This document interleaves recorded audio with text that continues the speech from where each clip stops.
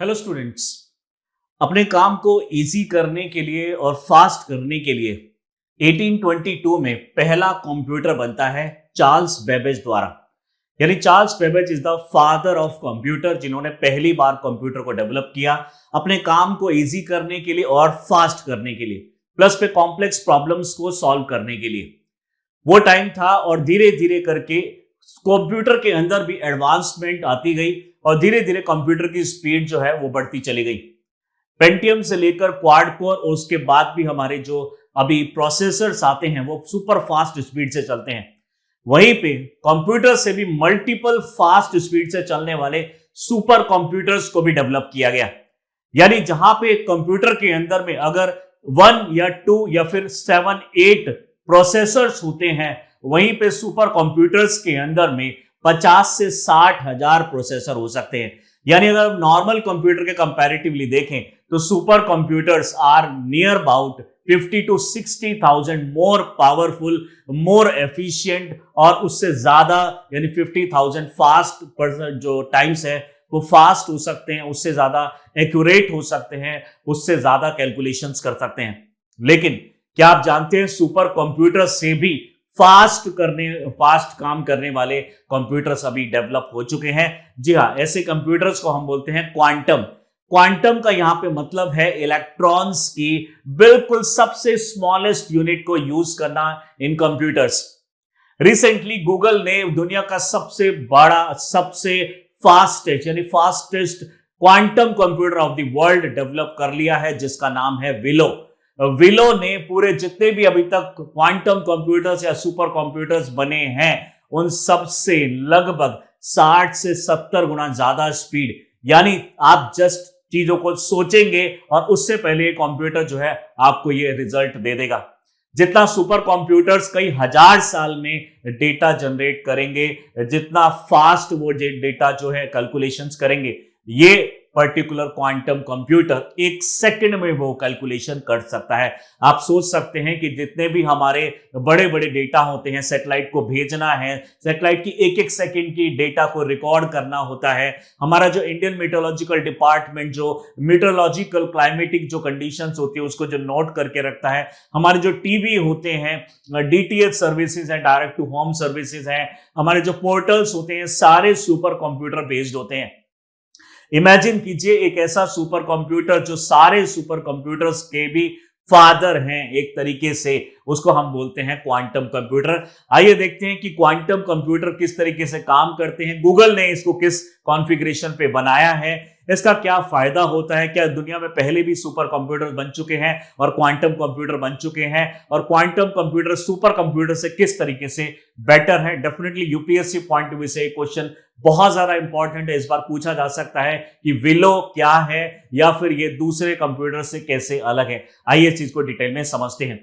So we are talking about the Willow, जो कि recently Google ने एक चिप बनाई है जो कि फास्टेस्ट क्वांटम कंप्यूटर की कैटेगरी में सबसे टॉप मोस्ट लेवल पे है।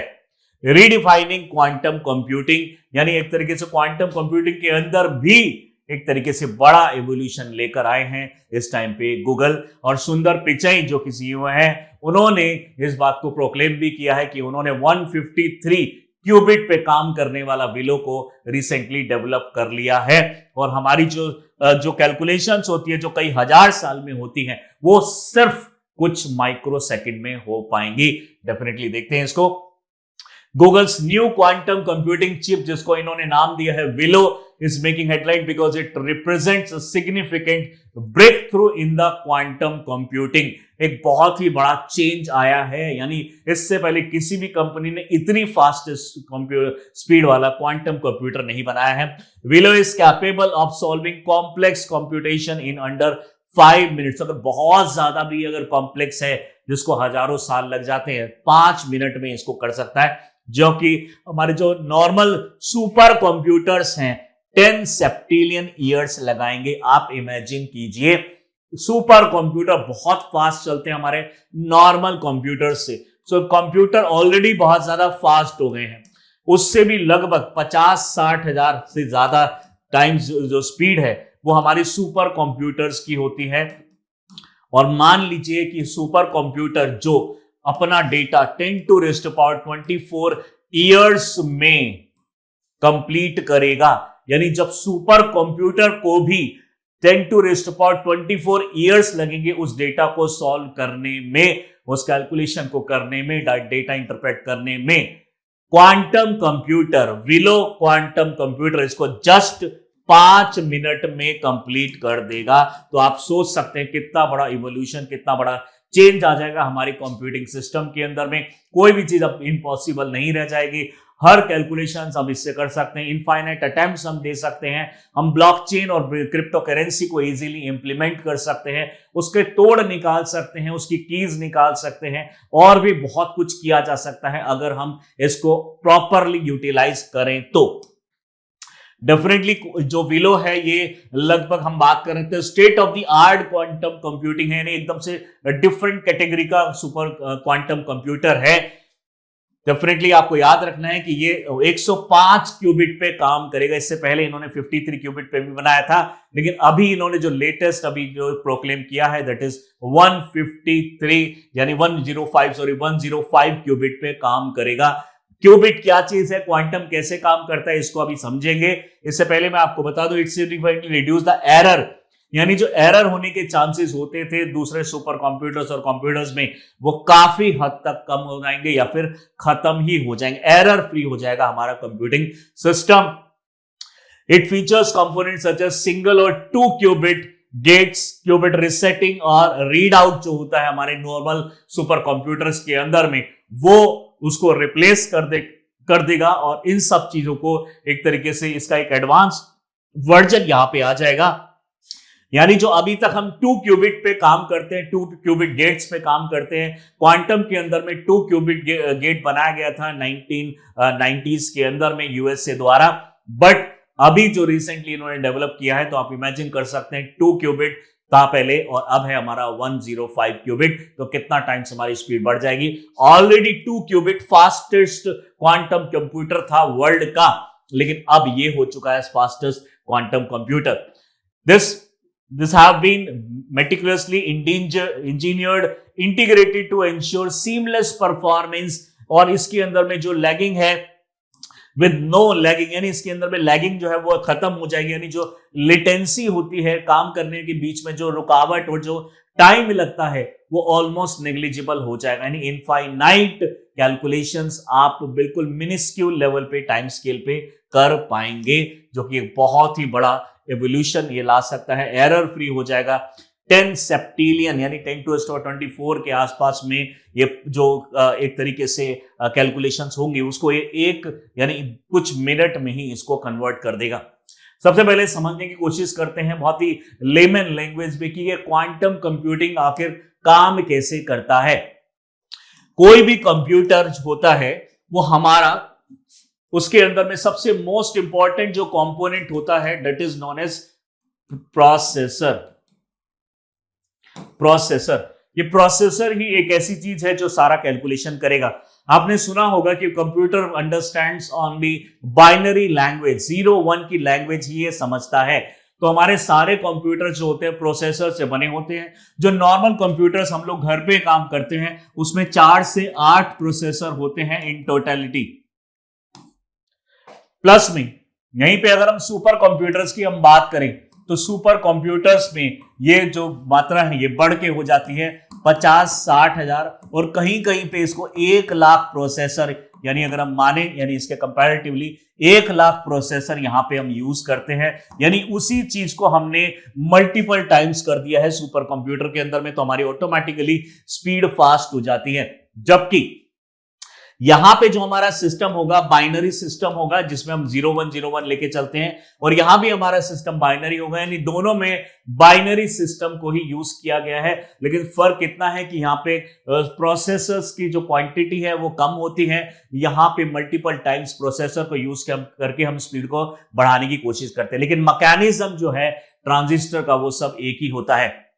इस प्रोसेसर को अगर हम फर्दर डिवाइड करते हैं तो processors are made up of millions of transistors, यानी एक सिंपल सा अगर आपने प्रोसेसर कंसीडर किया तो वो कई मिलियन या फिर ट्रिलियन या फिर बिलियन ट्रांजिस्टर से बना होगा।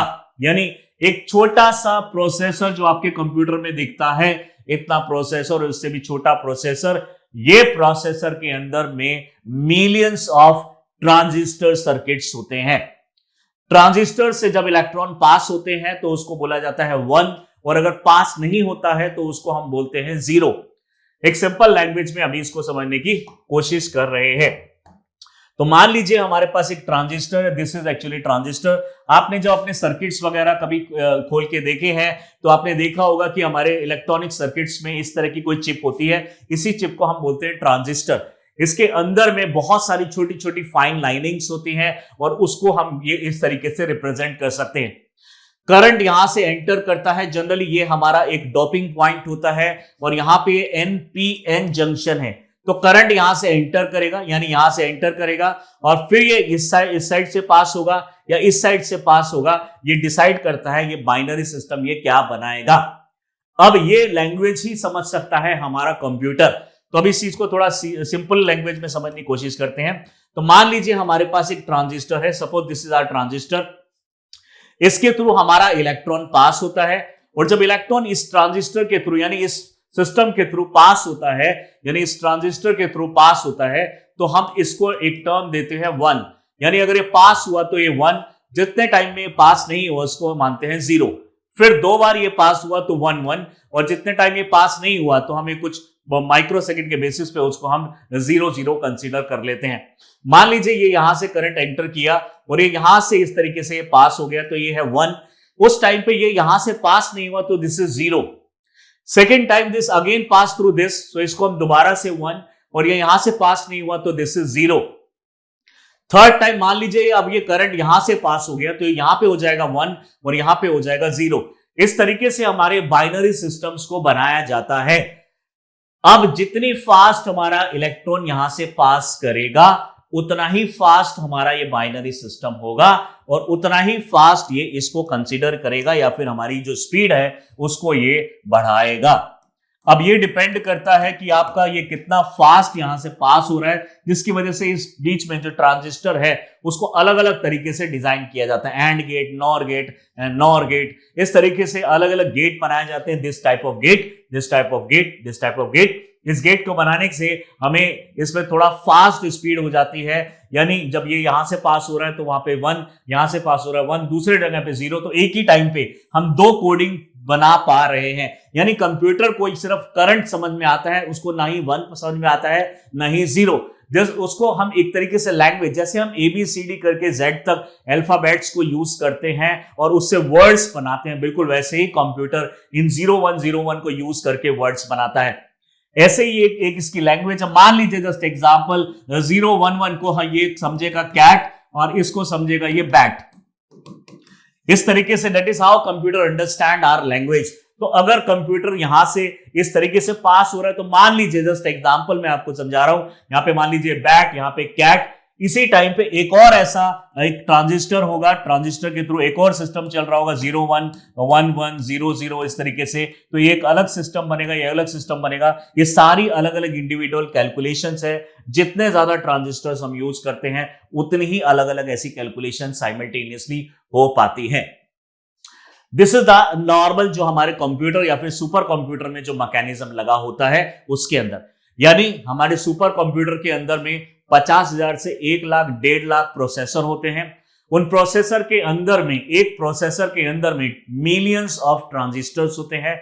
उन ट्रांजिस्टर के अंदर में इस तरीके से हम मैकेनिज्म लगाते हैं और करंट जब पास होता है तो उसको 0101 कैलकुलेट करता है और उसी स्पीड पे हमारा कंप्यूटर जो है या फिर सुपर कंप्यूटर चलता है। तो कंप्यूटर और सुपर कंप्यूटर में मेनली एक फर्क होता है कि कंप्यूटर के अंदर में कुछ ही पर्टिकुलर प्रोसेसर्स हैं, वहीं पे सुपर कंप्यूटर में मल्टीपल। लेकिन अब ये क्वांटम कंप्यूटर क्या है? अब सेम सिचुएशन एक बार इमेजिन कीजिए, दिस इज आवर ट्रांजिस्टर। इसमें भी वैसे ही ट्रांजिस्टर होंगे बट थोड़ा सा मटेरियल इसमें अलग हो जाता है। अब ये आप जानते हैं कि जब इलेक्ट्रॉन होता है, इलेक्ट्रॉन की एक पोजीशन, इलेक्ट्रॉन की एक प्रॉपर्टी होती है सुपर पोजिशन, यानी ये बहुत ही फास्ट इस तरीके से मूव करता है। This is known as superposition, superposition. और इसी चीज को हम एंटेंगलमेंट भी मान सकते हैं, यानी उलझापन, एंटेंगलमेंट। इसी को हम कॉम्प्लेक्सिटी भी बोलते हैं और इसी को हम क्वांटम प्रॉपर्टी भी बोलते हैं। तो कंप्यूटर की एक इलेक्ट्रॉन की एक प्रॉपर्टी होती है कि ये अपनी एक्सिस में बहुत फास्ट घूमता है। यानी आप अगर सपोज कीजिए कोई ह्यूमन अपनी ही एक्सिस में अगर घूमे इस तरीके से तो कितने टाइम घूम सकता है वो 1 सेकंड के अंदर में। ऐसे इलेक्ट्रॉन की जो स्पीड होती है वो 63 मेगाहर्ट्ज से भी ज्यादा की होती है। यानी एक इलेक्ट्रॉन 1 सेकंड के अंदर, अगर मैं इसको ऐसे ट्विस्ट कराऊं तो ये 1 सेकंड के अंदर में लगभग इतने रोटेशन कर लेगा। तो आप इमेजिन कर सकते हैं 1 सेकंड के अंदर इन 1 सेकंड। सो 1 सेकंड में जब इतना कर सकता है तो एक रोटेशन में इसमें कितना टाइम लगा, एक रोटेशन में इसमें कितना टाइम लगा।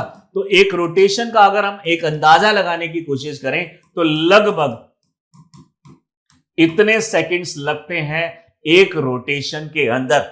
लेकिन क्या ये एक रोटेशन इनफाइनाइट पोजीशन नहीं है? डेफिनेटली। जब ये एक ही बार रोटेट कर रहा है जो कि इतने टाइम पीरियड में करेगा, उसके अंदर में भी बहुत सारी पोजीशन है, 1 2 3 4 5 6 7 ऐसे इनफाइनाइट पोजीशंस हैं। यानी जब हम एक इलेक्ट्रॉन को एज अ यूनिट कंसीडर कर रहे हैं तो वो हमारे कंप्यूटर और सुपर कंप्यूटर की यूनिट हो जाती है। लेकिन इसी इलेक्ट्रॉन की जब पोजीशन को एज अ यूनिट हम कंसीडर करते हैं तो वो यूनिट हो जाती है क्यूबिट, जो कि हम क्वांटम के अंदर में कंसीडर करते हैं। यानी इसके अंदर अगर आप समझना चाहें तो एक रोटेशन के अंदर जो कि इतने टाइम पीरियड में हो रही है उसमें कितनी यानी पोजीशंस हैं उस एक पर्टिकुलर रोटेशन के अंदर में, that is infinite positions. Infinite position in 1 rotation, और उस रोटेशन के अंदर में टाइम लग रहा है इससे भी कम। तो आप सोचिए इतने टाइम पीरियड में एक इलेक्ट्रॉन इनफाइनाइट पोजीशंस पे प्रेजेंट होता है। अगर हर एक पोजीशन को नोट कर लिया जाए तो आपकी स्पीड इनफाइनाइट बढ़ सकती है। इसी चीज को और अच्छी तरीके से अभी समझने की कोशिश करें। So suppose this is our transistor and electron is passing through this, और जिस टाइम पे इलेक्ट्रॉन यहां से पास होता है, अब इलेक्ट्रॉन की जो खुद की जो ओरिएंटेशन होती है इस तरीके से एक अपनी एक्सिस में घूम करता है, प्लस में ये फ्लिप फ्लॉप करता है। एक बार यहां होगा, एक बार यहां होगा, एक बार यहां होगा, एक बार यहां होगा, और एक बार इसकी पोजीशन होगी यहां पे। यानी इस तरीके से फ्लिप फ्लॉप भी करता है, जिसको हम सुपर पोजीशन बोलते हैं। प्लस ये अपनी एक्सिस में भी घूम रहा है, यानी अपनी एक्सिस में घूमते घूमते इस तरीके से मोशन करता है। अब आप सोचिए जिस टाइम पे हम इस पोजीशन को कंसीडर नहीं कर रहे हैं तो उस टाइम पे अगर ये यहां से पास होता है तो हम उसको 1 मानते हैं। लेकिन आप इमेजिन करो कि उसी टाइम पे इसकी कितनी पोजीशंस इसके थ्रू पास होंगी। जिस टाइम पे एक इलेक्ट्रॉन एज अ यूनिट हमने कंसीडर किया और ट्रांजिस्टर से पास हुआ और उसको 1 हमने कंसीडर किया, उसी टाइम पे तो इसकी इनफाइनाइट, क्योंकि आपने अभी स्पीड देखा उसकी, एक 1/63 इंटू 10⁻60, यानी 1/63 इंटू 10⁻6 रोटेशंस, इतने सेकंड में एक रोटेशन ये कर सकता है। और फिर एक रोटेशन के अंदर में इनफाइनाइट पोजीशंस हैं, इनफाइनाइट पोजीशंस हैं। तो आप इमेजिन करो जिस टाइम पे ये यहां से पास हो रहा हो, इसको 1 नॉर्मल कंप्यूटर में कंसीडर कर रहे हैं, उसी टाइम पे इनफाइनाइट पोजीशंस यहां से पास हो रही हैं, तो हम इसको कंप्यूटर को इनफाइनाइट टाइम्स 1 हम बता सकते हैं। यानी हमारी स्पीड जो है इनफाइनाइट टाइम्स हो सकती है। यही हमारा कॉन्सेप्ट है क्वांटम कंप्यूटर का। यहां पे एक पर्टिकुलर, अगर ये यहां से ऐसे पास हो रहा है, this is actually known as 1 qubit. यानी एक क्यूबिट हमारी जो है, जिसमें हमारा 0101 जो होता है बाइनरी के अंदर में, जिसको हम मानते हैं बिट। तो normal computer and super computers, normal computer और सुपर कंप्यूटर में हमें बिट सबसे स्मॉलेस्ट यूनिट लेते हैं, जिसमें एक होता है 0 और एक होता है हमारा 1। वहीं पे क्वांटम के अंदर में यूपीएससी ने भी कुछ टाइम पहले पूछा कि क्वांटम की यूनिट क्या होती है। क्वांटम की यहां पे यूनिट का नाम है क्यूबिट। यहां पे जो क्यूबिट होगी उसमें इनफाइनाइट 1 या फिर इनफाइनाइट 0 हो सकते हैं, क्योंकि इस टाइम पे we are not considering the electron as a unit, we are considering the position of the electron as the unit. तो जैसे जैसे इसकी जो स्मॉलेस्ट यूनिट बढ़ती चली जाएगी उतनी यहां पे फास्टेस्ट स्पीड होती रहेगी। इसको बहुत ही सिंपल लैंग्वेज में एक बार और एग्जांपल के थ्रू समझने की कोशिश करते हैं। मान लीजिए आपके पास एक कार है, जो एक कार ये मान लीजिए एक गेट है और इस गेट के थ्रू एक कार पास होती है। This is our car. और यहां पे एक गेट कीपर है जिसको सिर्फ ये नोट करना है कि कितनी कार यहां से पास होती है। मान लीजिए जिस टाइम पे यहां पे कार पास होती है उसको यहां पे मेंशन करना है 1। तो पूरे दिन में अगर 24 कार पास होती है तो ये 24 टाइम्स 1 हो जाएगा। लेकिन दूसरी सिचुएशन मान लीजिए कार एज ए यूनिट हमारे नहीं ले रहे, हम 4 पर्सन, जो इसके अंदर में person sitting in the car is the unit, और इस कार में 4 लोग बैठे हैं, तो उसी टाइम पे जितने टाइम पे ये 1 कंसीडर करता था, अब हमारी यूनिट पर्सन हो गई है तो ये हो गया 4 टाइम्स 1, क्योंकि हमारी यूनिट अब छोटी हो चुकी है। अब मान लीजिए पर्सन यूनिट नहीं है, हमारी nut and bolt use in the car, इस कार के अंदर में कितने नट एंड बोल्ट यूज किए गए हैं वो हमारी यूनिट है। तो अब उसी टाइम पीरियड में जितना एक कार पास होती थी, 4 पर्सन पास होते थे, उसी टाइम पीरियड में मान लीजिए इसके अंदर में 1 लाख यहां पे नट एंड बोल्ट्स हैं, तो आप सोचिए कि यहां पे 1 लाख टाइम्स हम 1 को रिप्रेजेंट कर पाएंगे, यानी यहां पे जितनी छोटी हम यूनिट कर देंगे उतना फास्ट हम यहां पे रिप्रेजेंट इसको कर पाएंगे। This is the concept of the quantum computing. और यहीं पे जो क्वांटम कंप्यूटिंग है हमारा 153 जो है क्यूबिट की तरह काम करेगा, यानी हमारे एक क्यूबिट के अंदर में लाखों बिट्स होंगी और ऐसी 153 क्यूबिट्स के ऊपर में ये काम करेगा। यानी तो आपने अभी देखा जो नॉर्मल सुपर कंप्यूटर्स अपने 10⁻24 ईयर में कैलकुलेशन करेंगे, ये सिर्फ 5 सेकंड में कर सकता है, क्योंकि यहाँ पे इनफाइनाइट स्पीड का कॉन्सेप्ट है। नो डाउट हम अभी फिलहाल के लिए इनफाइनाइट स्पीड को नहीं बना सकते हैं, क्योंकि कंप्यूटर को we have to make them understand that this electron is not the unit but the position of the electron is the unit. जब हम इसको समझा देंगे कंप्यूटर को तो उतना ही वो फास्ट हो जाएगा, यानी फ्रैक्शन ऑफ सेकंड के अंदर में वो समझ जाएगा कि हम क्या कहना चाहते हैं, हमारी लैंग्वेज क्या है। अब बात करते हैं why Willow quantum chip outpaces supercomputers. Definitely एक तो हम बात कर रहे हैं जो नॉर्मल सुपर कंप्यूटर 10 की पावर 25 साल लेंगे कैलकुलेशन करने में, 5 मिनट में उसको करके दिखा देता है। क्यूबिट टेक्नोलॉजी को यूज किया गया, यानी इसमें 105 क्यूबिट की स्पीड इसमें रखी गई है और हर क्यूबिट के अंदर में आप सोच पा रहे हैं इनफाइनाइट स्पीड का कॉन्सेप्ट है। नो डाउट एरर्स होंगे इसके अंदर में, इसलिए इनफाइनाइट तो हम नहीं अचीव कर पाएंगे आज के टाइम पे, बट यस मैक्सिमम स्पीड इस पे अचीव कर सकते हैं। Super composition align multiple calculation simultaneously हो सकती है, अनलाइक बाइनरी क्लासिक बिट्स जिसमें हमारी कैलकुलेशन में इलेक्ट्रॉन जब मूव करता है तब 1 0 और 1 1 होता है। यहां पे कितना हम वहां पे प्रोड्यूस कर पा रहे हैं वो डिपेंड करता है कितना फास्ट हम यहां से इलेक्ट्रॉन पास कर रहे हैं और कंप्यूटर कितना समझ पा रहा है। यहां पे जितने टाइम में क्यूबिट होता है उतने, यानी अगर हम बिट से कंपेयर करें तो हजारों साल का डिफरेंस आ जाता है। एरर जो करेक्शन है वो काफी हद तक कम हो गई है। Benchmark performance evaluate using the random circuit sampling जो की गई है, इसके अंदर में अलग अलग तरह के सर्किट्स इसके अंदर में लगा के चेक भी किया जा चुका है और बहुत ही अच्छे इसमें रिजल्ट आते हैं, demonstrating superior performance over the classical super computers. अब डेफिनेटली इसमें बहुत ही ज्यादा एडवांसमेंट हो चुकी है और बेंचमार्क इन्होंने सेट कर दिया है। यानी अगर हम यहाँ पे इसके आर्किटेक्चर की बात करें तो ये एक डॉपिंग टेक्नोलॉजी है जिसके अंदर में हम टोटल 105 क्यूबिट को हम यूज करने वाले हैं। इस मॉडल को जनरली हम स्क्वायर ग्रिड मॉडल बोलते हैं या फिर आर्किटेक्चर बोलते हैं, जो कि ट्रांसमॉन क्यूबिट के ऊपर में काम करता है। यहां पे ट्यूनेबल क्यूबिट यानी अपने हिसाब से हम जो इलेक्ट्रॉन है उसकी पोजीशंस को डिसाइड कर सकते हैं। नंबर ऑफ क्यूबिट इसमें 105 होने वाले हैं। डेफिनेटली कॉन्सेप्ट तो हमारा यहाँ पे इनफाइनाइट का है, धीरे धीरे और भी स्पीड बढ़ेगी। और इसके अंदर जो एवरेज कनेक्टिविटी है 4 वे टाइप है इसके अंदर में, और 3.47 की एवरेज कनेक्टिविटी है।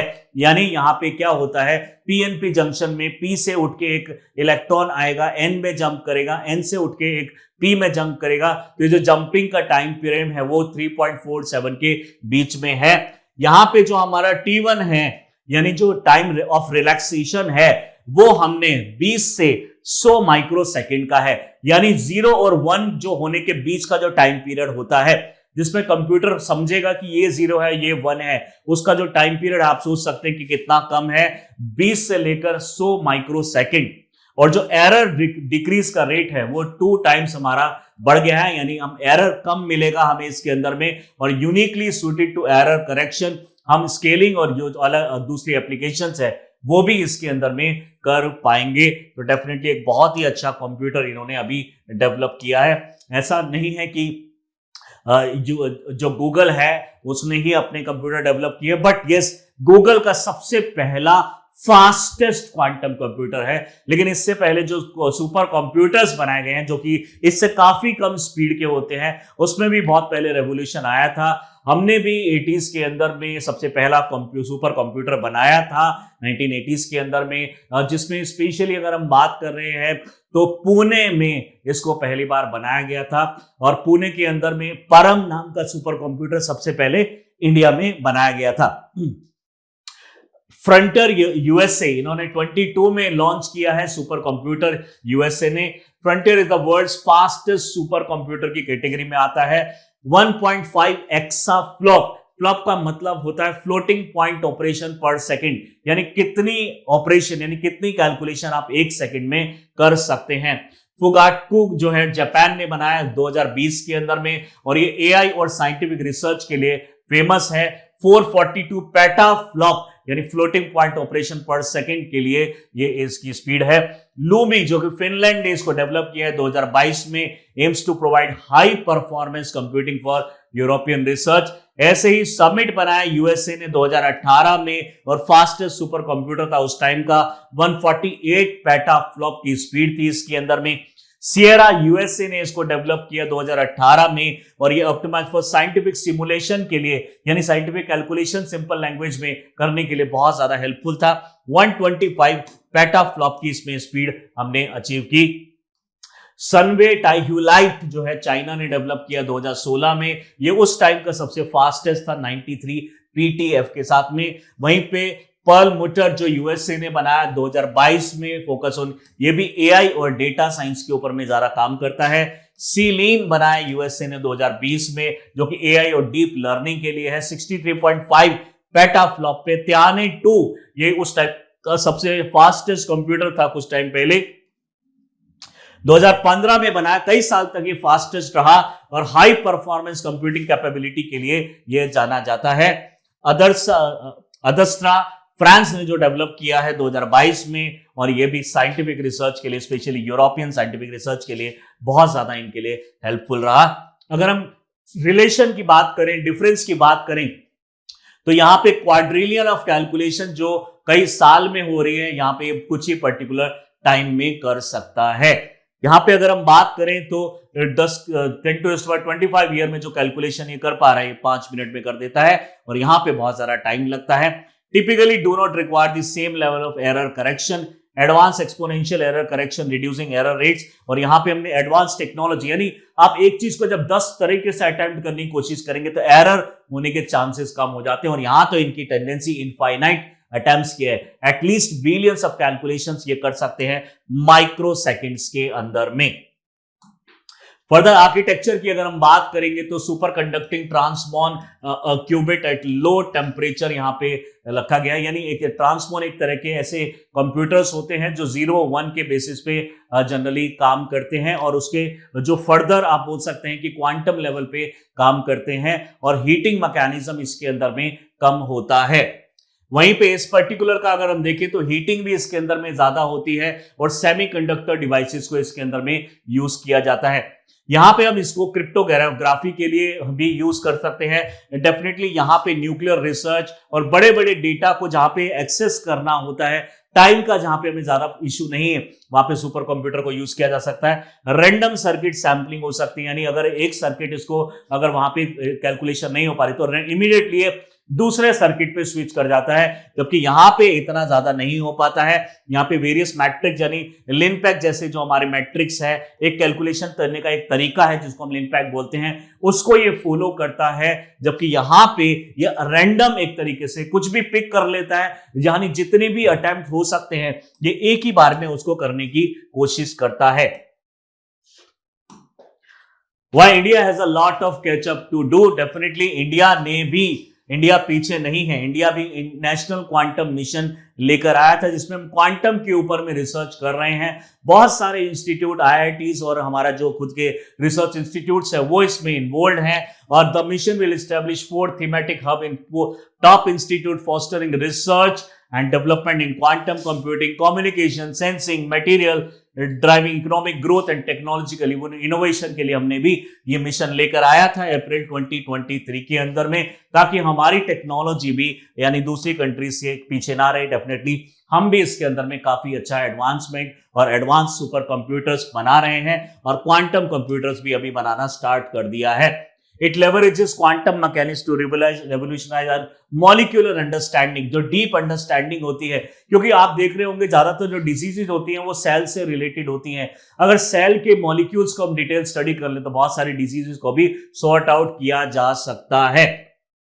बाय वास्टली एनहांसिंग, अगर हम इसकी बात करें, कंप्यूटिंग पावर और ट्रांसमोटिव जो पोटेंशियल है वो भी हमारा यहाँ पे डेवलप हो सकता है। प्रैक्टिकल एप्लीकेशंस यहाँ पे वेरियस फील्ड, आर्टिफिशियल इंटेलिजेंस में इसको यूज किया जा सकता है, ड्रग डिस्कवरी में इसको यूज किया जा सकता है, कॉम्प्लेक्स सिस्टम सिमुलेशन के भी अंदर इसको यूज किया जा सकता है। और भी बहुत सारा यानी इसके अंदर में एप्लीकेशन है और इसका बहुत बड़ा स्कोप है।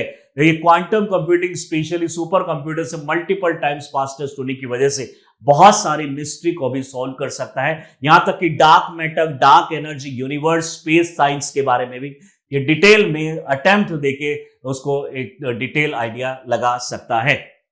इस तरह के टॉपिक्स यूपीएससी के लिए बहुत बहुत बहुत ज्यादा इंपॉर्टेंट हैं, क्योंकि कुछ सालों में देखा है हमने क्वांटम के ऊपर में बहुत ज्यादा क्वेश्चन पूछे गए हैं। ये क्वेश्चन भी आपसे पूछा जा सकता है, व्हाट इज विलो और ये किस तरीके से काम कर रहा है। जो मैंने आपको बेसिक पॉइंट्स बताए हैं उस चीज को आपको माइंड में रखना जरूरी है। और भी इस तरह के इंफॉर्मेटिव वीडियोस को देखना चाहते हैं तो do subscribe our channel Chahal Academy. Thank you.